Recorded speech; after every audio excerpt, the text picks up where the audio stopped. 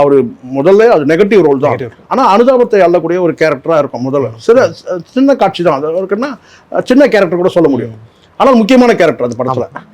அப்படி பல படங்கள் வரும்போது கேட்டிங்கன்னா, ஒரு உதாரணத்துக்கு நான் சொல்கிறேன், மன்மத லீலைன்னு ஒரு படம். அதில் உமனேஸ்வரன் நடிப்பார் கமல். அந்த படத்தை பார்த்துட்டு நேராக போய் பாலச்சந்தர்கிட்ட சண்டையே போட்டாராம் ரஜினி. என்னன்னு கேட்டால், அவனுக்கு மட்டும் நீங்கள் இந்த மாதிரி பிளே பாய் கதையெல்லாம் கொடுக்குறீங்க, எனக்கு மட்டும் பார்த்தீங்கன்னா எல்லாமே இப்போ தாடியை வச்சுக்கிட்டு சோகமாக இருக்க மாதிரி. இப்படி பல படங்கள் இருக்குது. நீங்கள் தப்பு தாளங்கள்னு படங்கள் இருக்கட்டும், அவர்கள் இப்படி மூன்று முடிச்சு, இப்படி எல்லாமே நெகட்டிவான படங்களாக தான் அவருக்கு இருந்தது. அப்போ போய் அவர்கிட்ட போய் சண்டையே போட்டாராம். இப்போது நீங்கள் முள்ளு மலரும் படம் எடுங்க, அது அண்ணன் தங்கி சப்ஜெக்ட் தான். ஆனால் நீங்கள் பார்த்தீங்கன்னா அதை இவர் மேலே சரத்பாபு பார்த்தீங்கன்னா அவர் ஒரு ஹீரோ மாதிரி தான் கிட்டத்தட்ட காட்டியிருப்பாங்க. அவர் ரொம்ப மென்மையான மனிதர் மாதிரியும் ரொம்ப நல்ல ஒரு மாதிரியும் இருக்கும்.